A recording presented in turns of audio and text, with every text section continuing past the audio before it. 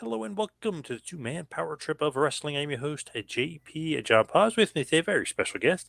He is an author, of course, the author of Pro Wrestling's Black World Champions. He is Mr. David Shabazz.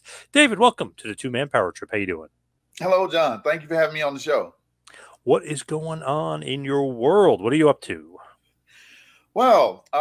Just working very hard in my day job. I'm a journalism professor, and I school has started back, so I'm a little busy getting things going with that. And I moonlight as an author. My latest book is Pro Wrestling's Black World Champions, as you noted, and so that's sort of been keeping me busy these days. Just been out on tour promoting the book. Got to show the book here. Obviously, oops, there you go, Black World Champions. Great book Yes. here. So, what kind of spurred you to write the book? How did it start? Like, where's the genesis of the book? Okay. It's gosh, it sort of starts as a sad story, and I hate for it to be that way. Um, my brother, Julian, was the author of. He was really known as an author in black wrestling. He wrote the Black Stars of Professional Wrestling back in 1999, and so he was sort of seen as the authority of that. It was on his third edition. He passed in 2020, and I was going through his things, and I found this little pamphlet called Pro Wrestling's Black World Champions, and it was a little small ebook like thing that I think he originally had it as like a downloadable PDF. And there was a printed version of it as well. And I found that printed version. I was like, wow, okay. Um, this would be a good way to sort of further my brother's legacy. This is something that I could do for him to kind of pay tribute to him and sort of furthering his legacy, and that's really where it came from. So this is actually the second edition of that book, and because I'm expanding upon what he originally wrote, that's why his name comes first as the lead author. Would you consider yourself a historian, or is he more the historian, and you're you're kind of just following in his footsteps? He was more of the historian. He he actually worked at a library, and Wow. so he loved books and archives and that kind of stuff. So yeah, I mean, he was really the historian. We both were just professional wrestling fans, though. So it is very easy for me to pick up with what he was doing because I'm just as much a wrestling fan as he was. So it's not like I'm out of the loop totally with this. It's just that was my brother's thing in terms of publication. So he had that niche already filled. Right. So I'm just trying to further what he was doing. But you both were huge fans, so you both love Oh, the business. definitely, definitely. We grew up watching professional wrestling in our household. Mom, dad, even grandma used to watch it. So I mean, we grew up watching it as kids. Who was like your guy? Who was your favorite? Ooh, there were several. I would have to say um,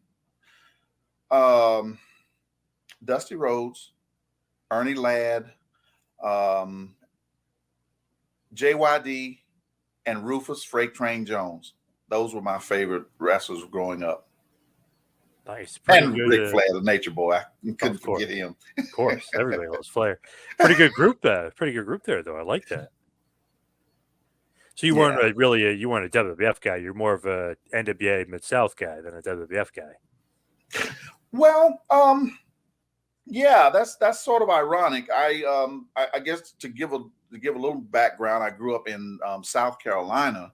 I'm 53, so at the time when I was growing up, there was still it was still pretty much during the time of the territories, and so Georgia Championship Wrestling was what I grew up watching, as well as Mid Atlantic, and I know but for the audience, um, Georgia Championship Wrestling when Ted Turner took over that. Georgia Championship Wrestling was with the NWA. They used to put out a program, a Saturday program called World Championship Wrestling. That was the wrestling show, the name of that show. And when Turner bought it, he just renamed it World Championship Wrestling.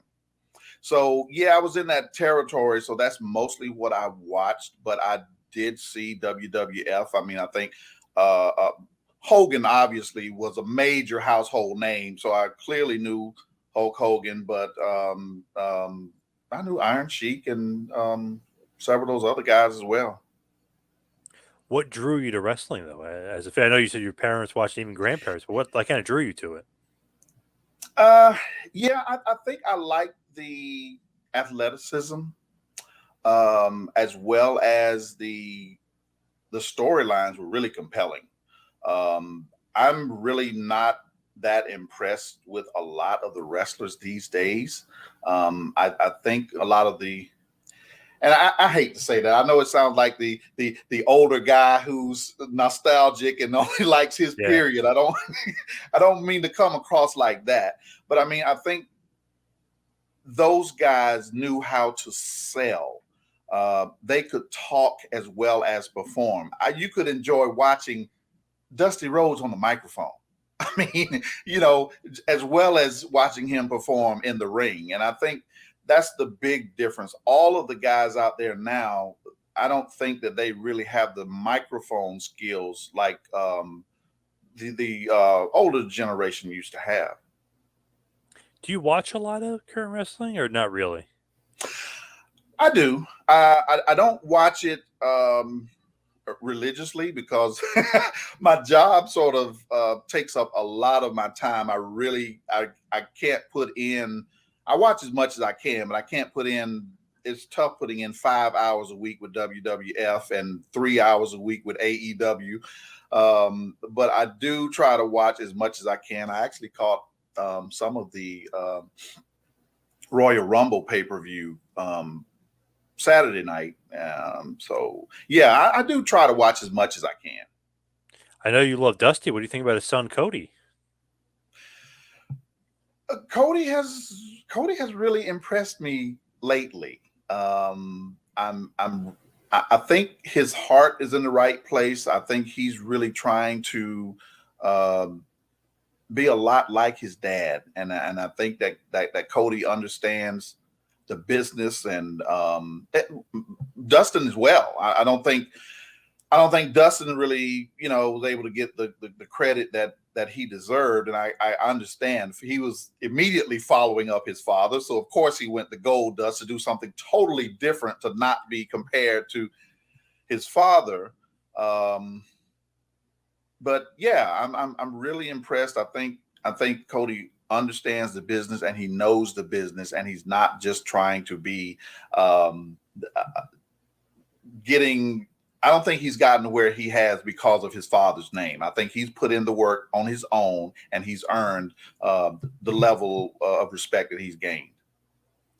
To me, I always thought Dustin was almost like undervalued, just because I thought he was so good. Remember when he came in, he was the natural. Even then, I thought he was great. I was like, man, this guy's so good. But Yeah, right, I hard to think follow Dusty. it was just I don't know. I don't know if the companies didn't really use him right. I don't know, but yeah, I agree. I think Dustin was really just underestimated, underutilized as well. Cody going to be a main event WrestleMania guy. Obviously, he won the Royal Rumble. You saw that. He's going to be facing Roman Reigns. So, I mean, just a huge step up for him. But that's going to be, it's going to be a huge, huge show. Big deal. Yes, and I know it's a dream for Cody to even be in this match. I I'd be happy for him if he wins. I kind of think the bloodline has a lot of momentum going on right now. Yeah. I don't know if he'll take it from Roman, but you're right. Definitely, just being on the big stage, WrestleMania, to compete for the championship. I think it's well deserved, and I'm really proud of Cody. Win, lose, or draw, I'm proud of him. Do you like Roman Reigns? Do you like the bloodline? The bloodline sort of grew on me. Um, Roman, I really like the Usos.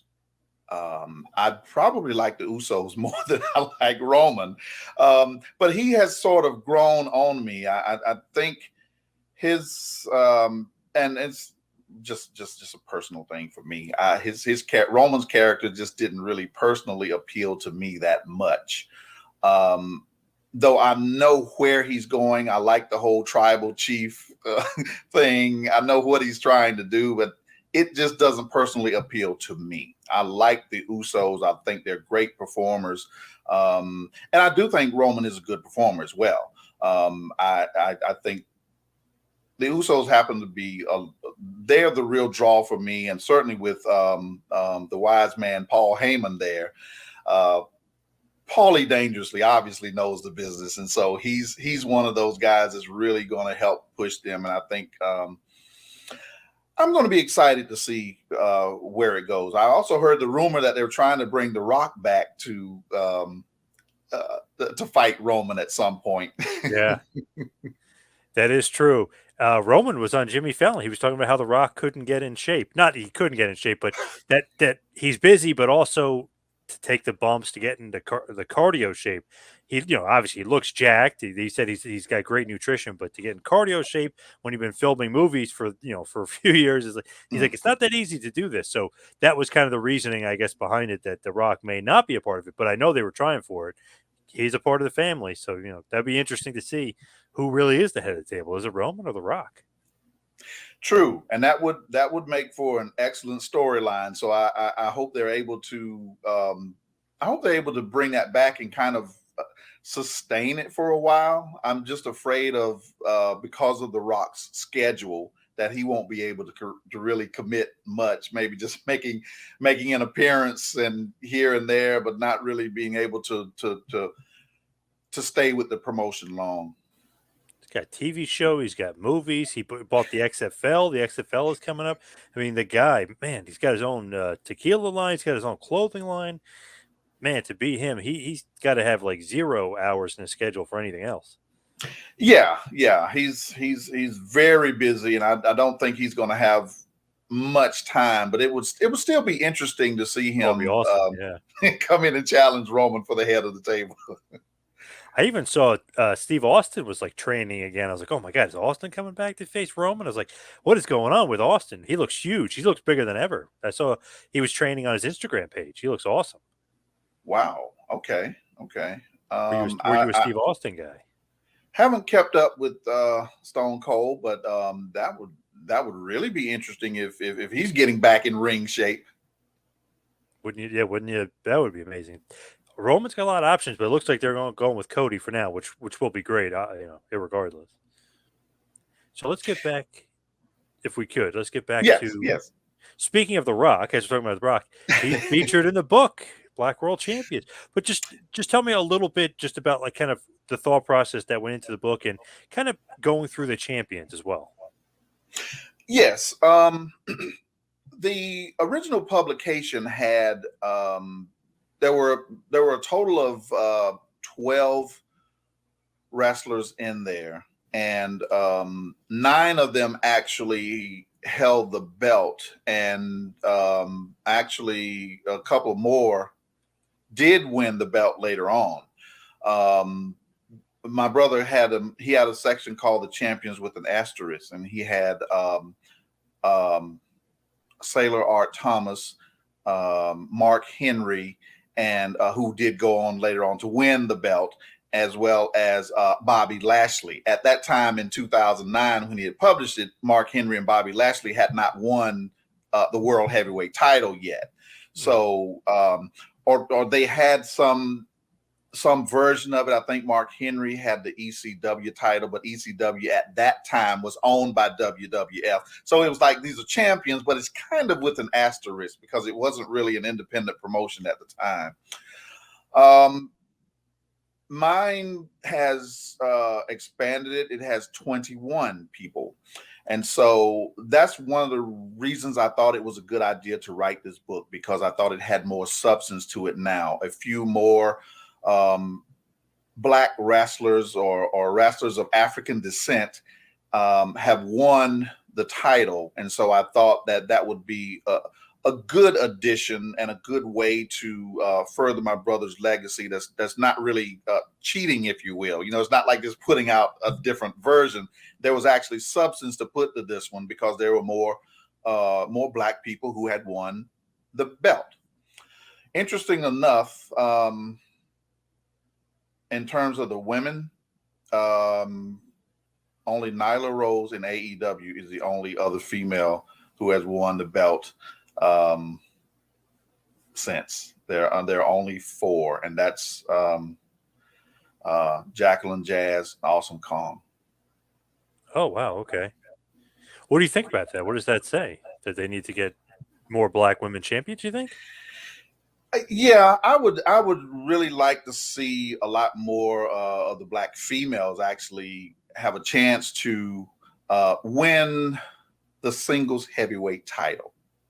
I know I was talking to a couple of wrestling guys before, and and they were talking about how the WWE, which is the big major company now, split their brands up, and so it's almost like they're considering.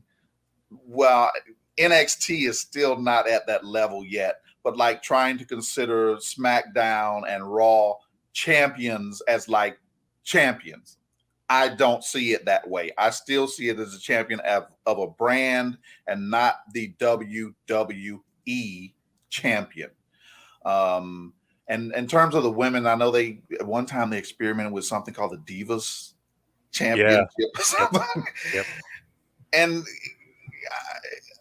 I still want to see. I want to see women and all women have an opportunity to compete for a women's championship, and not necessarily to be the Raw Women's Champion or the SmackDown Women's Champion. Let them be the WWE Women's Champion.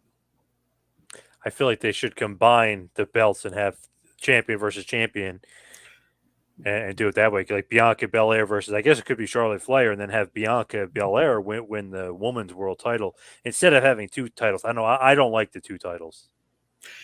I don't either. I mean, I guess it's more opportunity to have titles on people so they can say that they won a Kind of belt or dilutes it something. though. But Yeah. yeah, I don't really like it. I kind of like the old United States Championship or Intercontinental being a stepping stone to the champion. Yep.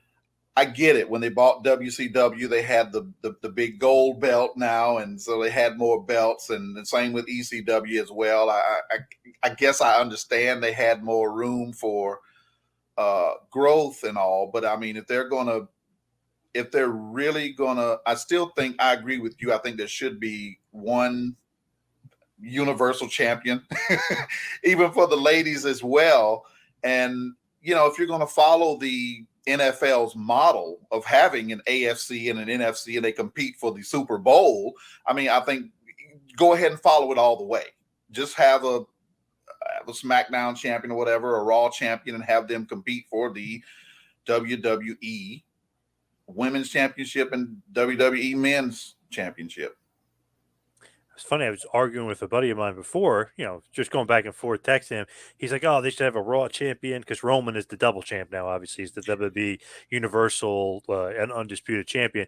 I said, "Oh, I love that because it makes it more important that he's a champion. Whoever beats him, like a huge star, like Hogan back in the day. I mean, oh, Piper could have been champion, Jake the Snake, but it made that title seem more important that just Hogan was champion for 1,500 days, whatever it was. So when Roman holds it for 900 days." I don't know, it just makes the titles seem so much more important. And it's like, oh, well, we should have a world title on Raw. Well, I don't know, just because you have another show, you need. I don't like that. Just like a waste. So they should do the same thing with the women and make it one world champion. I would like it much better, and would make it to me mean like it's more prestige for the women. I agree. I agree. I think that's really what they need to do, and I'm so glad they did away with the divas thing. I mean, uh, they're professional wrestlers. I mean, yes, they may be beautiful, but it's not about that. It's about not about their looks. Because for that matter, I mean, I'm sure some of the ladies like the men and think that they look good. I mean, but it's not a bodybuilding competition for the men either. It's professional wrestling, and that's what they need to stick with. And the women do deserve to have a world championship title as well. When you look at it, so then I guess it would be Sasha, Naomi, and Bianca Belair, not technically counting as world champs because they're just Raw champs or they were SmackDown champions. They weren't ever the world champs. So technically speaking, that's why they're not in the book. Right, right, absolutely. I do think Jade Cargill will have a shot in AEW. I think she's very green right now, and so they don't really want to put the belt on her, and certainly not to look like another Goldberg type of situation. But even though, I mean, she has that same momentum going with an undefeated record, but I think they kind of want her to want to groom her a little more before they put the title on her. Man, she looks like $1,000,000. I could see her as champion, just like Goldberg. As soon as you saw this guy, you're like, whoa, who the hell is this guy? This guy's gonna kick Yes. ass. Yeah. I mean, physical specimen. I mean, definitely you could see that. Wow, you know, she definitely is statuesque and looks like a champion. When you look at Awesome Kong too, when she was champion, I mean, that was such a dominant run for her too. Such a great feud. She was a great champion at the time. I kind of wish she was still in the business. I know she did the going into the acting world, but what do you think about Awesome Kong? She was great. I mean, I know she had issues. You know, I know there were a lot of personal things that were going on that kind of impacted her. I know that she was like pregnant and lost the, you know, the pregnancy, and so I know a lot of emotional things sort of went on with her that kind of impacted her. So then, you know, it's the politics with the with the front office and all of those kinds of things. But I think she was a dominant champion, like you were saying. I definitely was impressed with her, and I wish she would come back. I was surprised to see uh, Nia Jax? Jack, yes, come back at the Royal Rumble. But I was pleasantly surprised to see her come back. Yeah, there was rumors that she was retiring. I was like, oh, that's interesting. Why are they throwing that out there? Is she, you know what I mean? Like almost like a smokescreen. Is retiring, and then all of a sudden she returned. I'm like, I guess she's not retired. That was Right. interesting. Yeah. And technically, she's related to the bloodline. Who knows what's going to go on with them? Yeah. That's true. That's so true. But yeah, and I just thought about her because she's similar to that dominance to Awesome Kong. Oh yeah, for sure. When you look at, you know, all these different black wrestlers going off to the men's side, shifting it to the gears of the men. When you look at like a guy like The Rock, and he's a world champ, does he kind of supersede everybody else just because he was able to just, I don't know, like break barriers, be the king of Hollywood? Like he kind of went above and beyond, almost like just being a wrestler. He almost transcended the business, which I know Vince probably hates, like a guy bigger than the business. But what do you think about The Rock? Yeah, I mean he's certainly one. I mean that definitely transcended the business. He raised the bar, but that was totally. I think a lot of that had to do with his being brought up in the business. But there were a lot of people who were, you know, second, third generation wrestlers who were brought up in the business. But I think The Rock really paid attention and he used that to his benefit. Because it was like when he was, you know, came out, he didn't want to identify himself with his family. He was Flex Kavana. And then Vince was like, no, you know, go ahead and be who you are. A combination of your dad and your grandfather, Rocky Maivia. And so that was this push for the third generation wrestler because the promotion wanted to push him. And that sort of backfired. So people didn't like him. And so then getting put in the Nation of Domination gave him a chance to be a heel, which played right along with people not liking him because they thought that, you know, he got an unfair push because of his bloodline. Yep. And so, but he used it. He used the microphone skills again. What I was alluding to earlier is that's the one thing that I don't think a lot of these wrestlers, current guys, have that combination of performance in ring performance skill as well as the microphone skills. Man, he could do it all, The Rock, and I remember I was at Survivor Series '96 when he made his debut, and I was like, "Wow!" I was like, "He looks great, but I don't know about this gimmick, Rocky Maivia." And he was all like smiles and being cheesy and stuff. Like, this isn't the '80s anymore. We're talking about 1996 here. It's like I don't know if this is going to work. And thank God he snapped out of it and did the Nation stuff because, man, if he didn't, I don't know. Maybe he would have quit the business. Who the hell knows? Hopefully, that was never a thought. But man, that's one of those things where it's like, wow, smart thinking on their point. Like, let's put him in the Nation. Just let him be. Right, right. I mean, because you're absolutely right. I mean, it could have been. I'm assuming the situation with David Flair because I know he was sort of pushed the same way, and because he's Rick's son, everybody had astronomical aspirations for him. I mean, he couldn't live up to that, and I think that's what hurt him. Although Rick's other son, Reed, seemed to be he seemed to embrace it probably a little too much. He was probably too young to Yeah. follow in in his dad's footsteps, and I think Yep. that's what uh, didn't work for him. But I was glad to see Charlotte step in, and again though, being a female, so she could copy her dad because she's a female.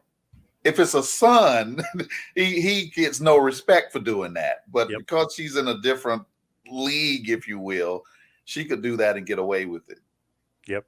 And it's almost like we saw David fail, so it's like you didn't kind of push on her as hard. Like, well, we kind of pushed David too hard. Let's not do the same thing with her. So yeah, I mean, she's excellent. She's one of the best for sure. Oh, definitely. So when you look at just in general, like black world champions, does for you in your era, like who's like the first guy you think of for black world champions? I know for me, I always think because of my age, I'm 40.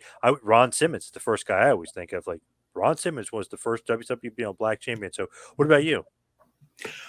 I'm really proud of Ron and really happy for him.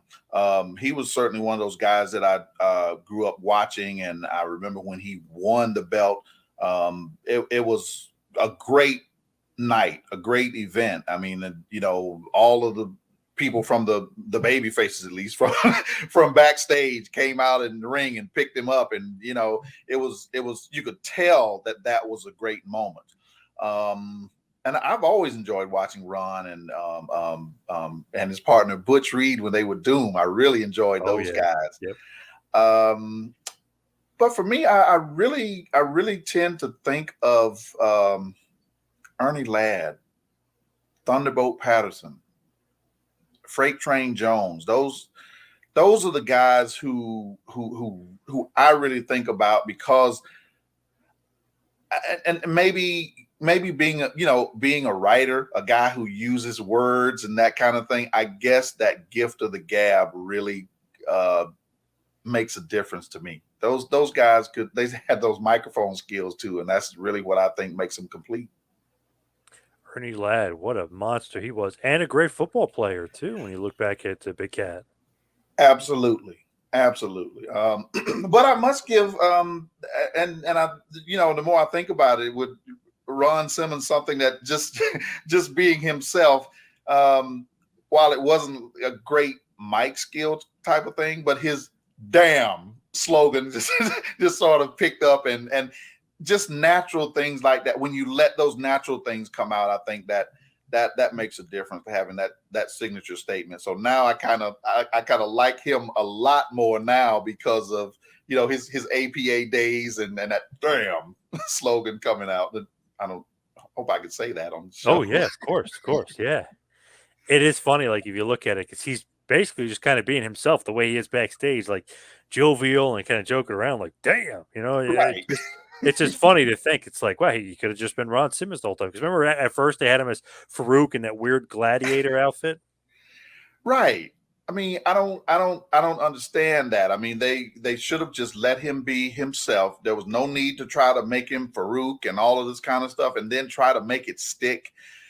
But Ron, my brother and I used to talk about this. It seems like Vince McMahon has a problem with anybody, any so-called superstar that he didn't make. Because Simmons was a champion in WCW, you're not going to be my heavyweight champion. No matter how great you are, because I did not make you and I can't put my stamp on you. Vince seems like he wants control over everything. And anybody who didn't really come up through his organization, it seems like they don't get the same kind of push. That is so true. I always thought that it's like, man, if he didn't make you, he's not, he's not going to necessarily break you, but he's not going to give you like this huge push. It's just not going to happen. Right. Unfortunate, but it is true. Even Flair, I know he won the '92 Rumble, but he didn't do anything with him. I know he ends up winning the belt again, but he didn't really do anything with him. Didn't give him like this big push. Didn't make it seem like he was like this big star. Hell, he's world champion at WrestleMania 8. He doesn't even main event. Right. Right. I mean, Vince, yeah, he's totally underutilized Flair, and he was obviously gonna let him have the belt because Ric Flair is Ric Flair. Yeah, of course. Yeah. But he's not going to keep it long and not, really going to give him that push and give him a chance to extend because he could have been a 20-time champion if Vince would have really allowed Flair to be himself and shine in that WWF at the time. And Ron Simmons, to go back to him, when he beats Vader for the title, what a moment. There's a kid in the crowd that it's funny when you go back and watch. He literally is almost like he's got springs in his shoes, like jumps out of his chair. And like you can almost like, oh my God, the kid's going to jump through the roof like that. He was so shocked that Simmons won the title. But what a great call by JR, too. I mean, what a moment. That was so great because it's such a big upset because Vader was like the dominant guy of WCW of that era for a couple of years there. Yeah. Yeah, I was shocked because I knew Ron had the ability to win, but I was just shocked that he actually did. And I wonder if that was one of those situations where the ending was actually scripted, or if it was kind of given to Vader to make the call. I mean, if he impresses you enough. Will you do the job for him or not, based on the way he handles himself? I kind of, not to take anything away from Simmons, but I just wonder if that was what they had planned, or if Vader kind of just made the call, that night in the ring. And what a moment, though, as far as like WCW, because the year before when he was shooting at Luger at Halloween Havoc stuff, I actually thought, I was like, okay, maybe Ron Simmons would win the title then. Then when he doesn't, I was like, oh, he's not beating Vader for, a year later or whatever, months later. So it was a shocker, big time shocker. Yeah. It totally surprised me. I think I was just kind of thinking that, okay, well, that's even at that time, I guess probably even in the back of my mind, I was thinking, there's no way this black guy is going to win the belt, because it's just been so few and far between. I just didn't really think about it, and not like it was going to stop me from watching wrestling or anything, because I'm a fan. I just really didn't expect it to happen, and when it did, it was like, wow, it was a great shock, because like you said before, he did have opportunities and didn't win the belt. I was like, okay, well, yeah, it's going to do like other people and give him a shot, but not really let him win the belt. And when he did, it was like, wow, that was a wonderful moment. Who do you consider champions before him as far as black champions? Bearcat Wright, Bobo Brazil, or who would you consider? Yes, those two, Bearcat Wright and Bobo Brazil. Yes. Well, and Ernie Ladd as well. And I have to give credit to Sailor Art Thomas as well. Those guys, they won the WWA, and it was fractured at that time. That's the only controversial thing. It was, it split into to two groups, so it was a question of, it wasn't really who's the real champion kind of thing. But you can't deny the fact that they won the belt from, it's sort of like football, like college football. I mean, you can only compete against the teams that are in your conference. You can't blame a school. They can, it's not their fault. They can only compete against the guys in their conference. So Yeah. just because the league was split at that time, it's not fair to nullify the fact that they won versions of the belt. I think the only thing that hurt Ernie Ladd is because he was a heel. It's just more advantageous for him to put over a baby face than to be the champion for a long time. So I guess that's still sort of the case. But then again, I don't know. I guess well, the bloodline, Roman is technically a heel. So I guess these days it's changed a little bit, and the heels He's one a of the lot more. he's one of the very few heels that have been champion for such a long time. Because if you look at like guys that were champions for a long time, let's even go back like Lou Thesz, babyface, Bruno Sammartino, babyface, Bob Backlund, babyface, Hulk Hogan, babyface, Pedro Morales, babyface. I mean, those are like long running champions. Dory Funk Jr. I mean, usually it's babyfaces. Right. You don't find a heel to for lack of a better word, reign as long as Roman has held the title. But yeah, it's actually pretty interesting. And it depends on where they are. Sometimes he gets a lot of cheers, but he's a heel the way he acts. But sometimes he's more popular in some places than others, for sure. But he is definitely a heel. So interesting business strategy, which is not hurting them at all because they're obviously making more than ever. Right. I mean, the bloodline really seems to be popular. Obviously, popular enough to even bring Solo over, and he's still a little green, I think. But when you get the call to come up to the big leagues, I mean, you have to accept it. I mean, I don't blame him. But yeah, apparently there's more. There's more. Not coming into the bloodline, but there's more family members. Solo has and the Usos have a younger brother too that is going to be a wrestler. Okay. And then God knows all their cousins and stuff. Forget about it. If you start going through all the cousins, it's nuts. The Anawai clan there is crazy. That's true. When you look at though, like guys like Sailor War Thomas and Ernie Ladd and Bearcat Wright, do you think that racism was like huge in wrestling back then, or not so much in wrestling? Because to me, it always seems like I don't know, wrestling. It's one of the weirdest quote unquote sports. I guess you could call it sport, because baseball obviously had a divide for a while, but did wrestling really ever have a divide like that? Because doesn't seem like it, but maybe I'm wrong. Well, I think the biggest complaint certainly during Bearcat Wright's era was that there was still discrimination among the matches. Just wanted blacks to wrestle each other and didn't want to really integrate, and that was part of his big fight. And I think that's one of the things that actually hurt him. I mean, it was that it's like the person who makes the stand, they have to suffer, but they kind of make it better for Ron Simmons to eventually the generations to follow. Yeah. So did he have to deal with a lot of like racism and discrimination from the fans or from the wrestlers, or like who was it like the worst towards?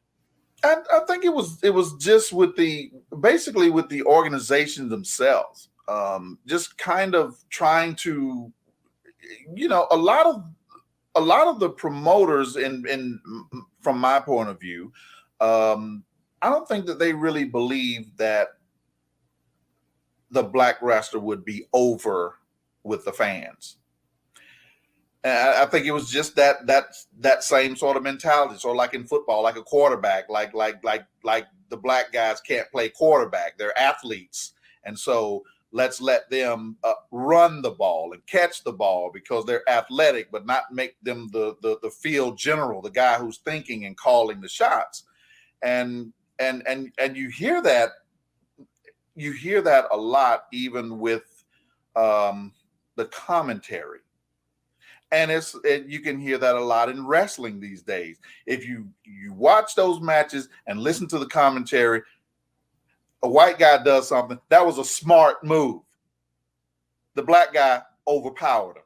Still, they still do it today. Why can't the black guy make a smart move? Right. Right. And if you listen to that commentary, you could listen to Raw tonight and hear that the same thing. That's just they. I don't know if those commentators are conscious of what they're saying, but that fuse, that stigma, that makes them think that the black person is not going to be a champion that's well embraced with the crowd, and that means you're not really paying attention to the kind of pop that they get from the audiences and the love that they get from them.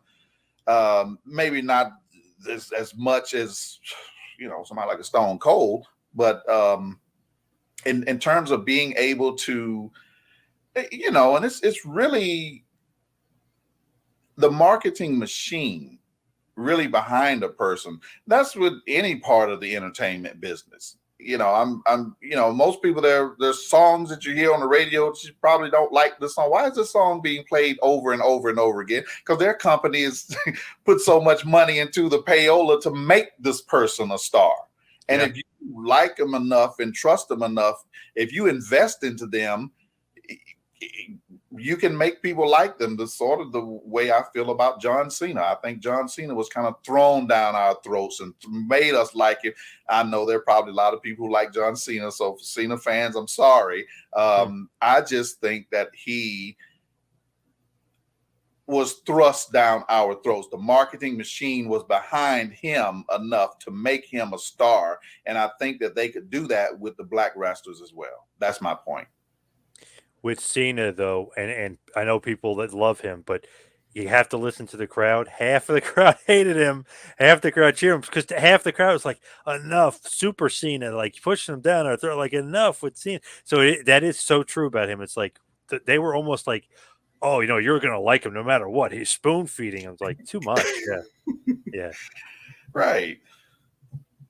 When you look at it, is there a guy that you think should have been pushed, a black wrestler that wasn't, or maybe could have gone further than he did? I always think like a guy like Booker T, who multiple time world champion. I always wanted him like he lost to Triple H WrestleMania 19. Like he should have beat him there and kind of been like a little bit of the face of the company for a little bit. Maybe you want to go in a direction that they're going to bring in Goldberg or whoever eventually, or whoever they want to go with next. But I always felt like he should have won that, and they could have done more with him. And then when he was King Booker, I was like, oh my God, it's the most entertaining guy on the show by far on both shows. So I was like, I give him the world. Like, he was always the guy to me. I was like, man, even though he had an awesome career, 2-time Hall of Famer, everything else, I always felt like he even should have been pushed more. But who's the guy you think of? I totally agree. Booker T, definitely. But again, that goes back to the fact that Booker T, Vince was not going to push him because Booker WCW. T and Stevie Ray, the most celebrated tag team in WCW, and Booker T being a 5-time WCW heavyweight champion, Vince McMahon was not going to push him because he was already well established before coming to WWE. But you're absolutely right. I mean, Booker T, and that's I spoke to Stevie Ray a couple of months ago, and Stevie Ray, as you know, never went to WWE, and Stevie said the reason, he didn't really talk about it much, but he said that the reason he never went over was because he was afraid that McMahon would destroy Harlem Heat, that he would turn them into a gimmick, into a joke, into something other than the badasses that their image was supposed to be. And that's why he said he never went to WWE.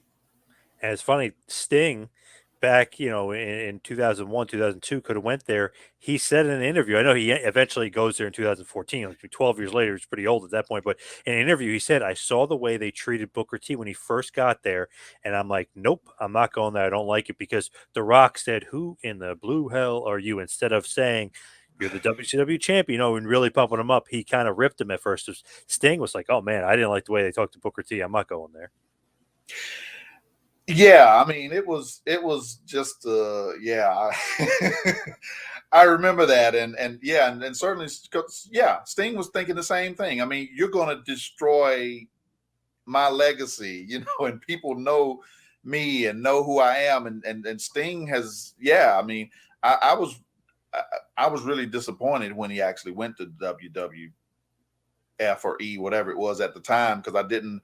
I wanted Sting to stick to his guns and not go there, but I understand. I mean, you're a wrestler, and that's sometimes they make you an offer you can't refuse. Yeah, I've heard he got paid a pretty hefty amount to go there, even over his first short period of time. Heard it was a pretty hefty amount. He only, I think, wrestled what 4 matches or less, so Right. pretty good. I know he got a DVD, he got the Hall of Fame, so I'm sure he's not not kicking himself about it. I'm sure he's okay with it. Yeah, I kind of feel the same way with Goldberg too. I don't think Goldberg really wanted to go for the same reasons. He, Yeah, such a dominant champion WCW. He knows that Vince is not going to let him be a dominant champion the same way in his federation. So, but yeah, I mean, if he pays you well to do a few matches, and okay, great. yep. What about current guys that were champions, or more current guys, I guess you could say, that were champions? Kofi Kingston was the champion for a little bit. Big E was the champion. Guy that I love, and he's getting a huge push now because he's about to face Brock Lesnar again. Bobby Lashley. What do you think about those guys as world champions? I'm really disappointed with Kofi and Big E. I think that they were given the best, not them personally. I'm disappointed in the way the company misused them. Booked them, yeah, Um, Big E certainly has the more of the stature, I guess, for what they were looking for, the build and the charisma. He and Kofi both had the charisma with New Day. And I think that's what kind of turned the tide. But for Kofi's reign was unceremonious and just really not really a memorable reign. I think they just sort of gave him the belt because he was popular at the time, and that to me is a disservice. Don't Okay, recognizing that there haven't been that many black champions, so here's a popular guy, so let's just give him the belt. Don't do that. If you're not really going to push him, you're not going to invest in him. If you don't think he really deserves it, because if you're not going to push him and invest in him, you really don't think he deserves it. So if you don't think he deserves it, then don't give him the belt, because I don't think a world heavyweight. I never see any of the white world heavyweight champions go down to mid card. They stay in the main event. They may not wrestle as much, but Brock Lesnar is always in a main event. He's in a major match. He's not going to be a mid carder. And for a New Day is now back over in NXT, and yeah. you got him back in Attack. Come on, and this guy was a champion. People wouldn't know that if they didn't have the history. Bobby Lashley, I think certainly Bobby has all of the skills to be a great champion, and I wish they would let him get back to that level. I understand that they're trying to make the United States Championship a significant championship, as well as, I guess, the Universal at one time supposed to be. I think one was supposed to be Raw and the other one was supposed to be SmackDown champion. And yeah, and so Bobby. Well, wait a minute. The WW, maybe there was the WWE and The Intercontinental in the and U.S. the Intercontinental or something. Yeah, they're trying to elevate, right? Trying to elevate those two belts to make them a little more significant. Yep. But that's still that's still not the recognized world heavyweight champion. There's still a WWE championship, and there's still a universal championship. And I guess, or like we were saying earlier, there's too many belts. Yep. So can Roman go out and only defend one? Can he lose one of the belts and still have the other one? I mean, what's I don't know because on Raw it was weird. The Usos faced the Judgment Day, but it was only the Raw tag titles were on the line. I noticed that. I'm like, that's weird. So they would have been losing one, but they were still SmackDown. Thank God but they won, but it was just weird the way that happened. right? And I think they probably have it set up that way just to kind of create additional storylines and to have the belts fragmented, sort of like, I guess, like boxing was at one point, and just have so you can eventually have a champion versus champion unification. I guess that's the idea. When you look at it, though, Lashley, I think Lesnar, that'll be a big match. He'll win. I think, hopefully, anyway. Lashley will win that. Kind of hope maybe Reigns will lose to Cody. I don't know, but I always kind of like Reigns versus Lashley, like a big SummerSlam main event or a big main event. Just, I don't know. Lashley deserves that spot to me, and he looks like he looks like $1 million, obviously. Oh, definitely. I just somehow just from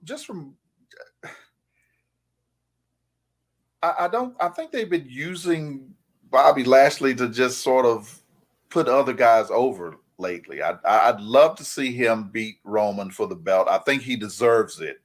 But it just seems like they've just been using him to sort of elevate other people. He eliminated Lesnar from the Royal Rumble. That was pretty impressive. That was pretty good.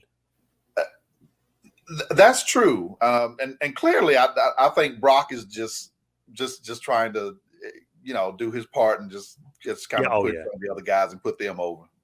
He's got a big paycheck, I've heard. So yeah, I'm sure he doesn't mind. Like, oh, you want to put over Bobby? Yeah, put him over. Yeah, sure. Yeah, Right. Because because he's even when still, yeah, and Brock still is uh great performer, and so he does it in an entertaining way, and kind of he really puts them over. He makes the guys earn it, and I like that.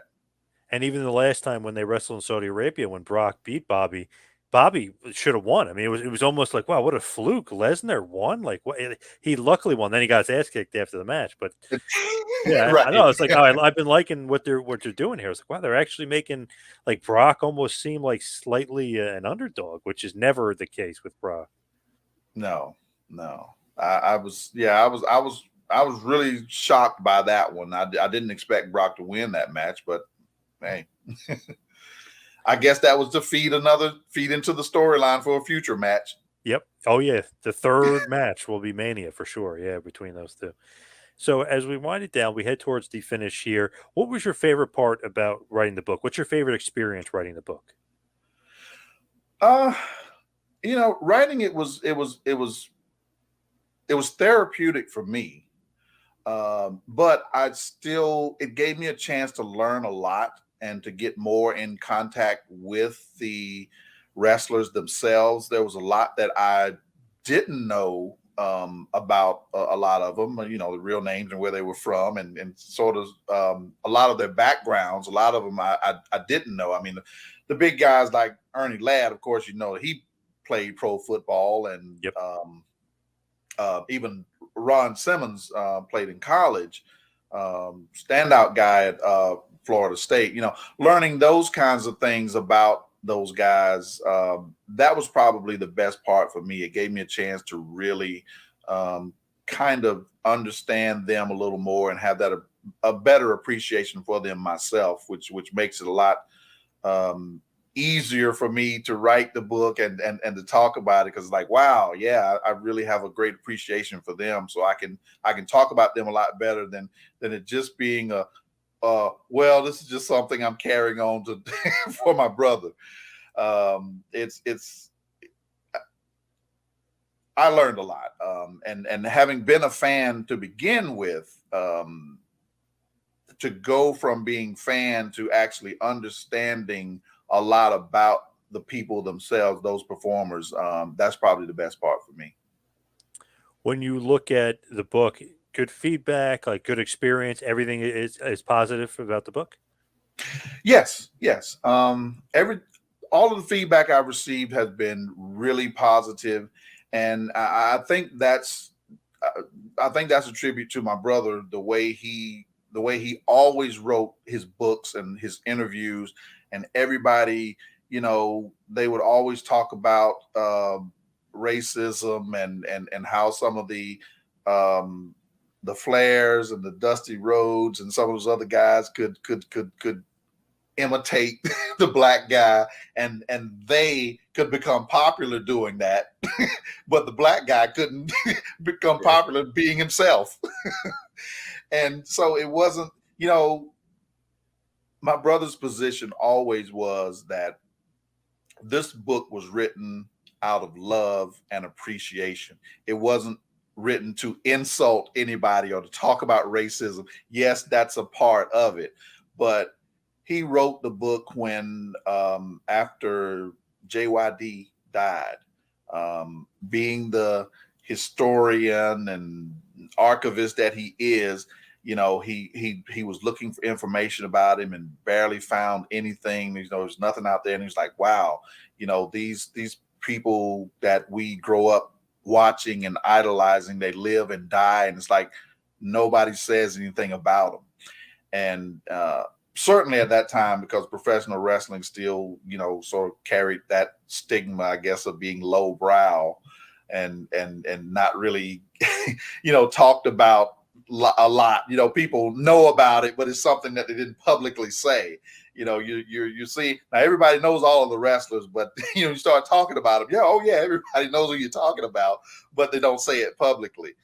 And so that's really where it came from. His idea was to celebrate um, those African American wrestlers who competed, and my book the same way, furthering his ideology of just trying to um, point out who these people are, since it's been very few to actually hold the championship.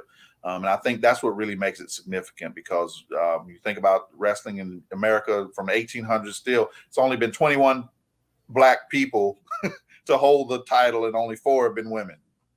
So, Pretty crazy, yes. Maybe not enough for, like you're saying, very very low amount if you look at the history of the business. But tell everybody where you can get the book, Pro Wrestling's Black World Champions. yes, you can find this book at any of your local bookstores, certainly the Barnes and Nobles. They all have it. If they don't have it in stock, they can order it, or you can order it online from Amazon.com, BarnesandNoble.com, all of the major outlets, because it has it's available worldwide, carried through the major distributors, so all of the bookstores can have it. Now, as far as you, do you have social media stuff like that? Would you like people to reach out, or maybe gain some social media following, or no? Uh, yes, that's something that I'm really in the process of building up myself. But in general, Twitter at David L. Shabazz. My Instagram is the same way, at David L. Shabazz. Uh, I My Facebook, I believe, is just David Shabazz. And you do have to be careful. I don't know if I put the L in that one, because there are actually a couple of people out there with the same name. Wow. So yeah, I usually try to put the L in mine to make the difference, so that everybody would know that's me. But yes, I'm on Twitter, Facebook, and Instagram. The YouTube page, I'm trying to build it up as well. All right, awesome, David. Everybody, check out Pro Wrestling's Black World Champions. Thank you so much for all the time today. Really appreciate it. All right, thank you, John.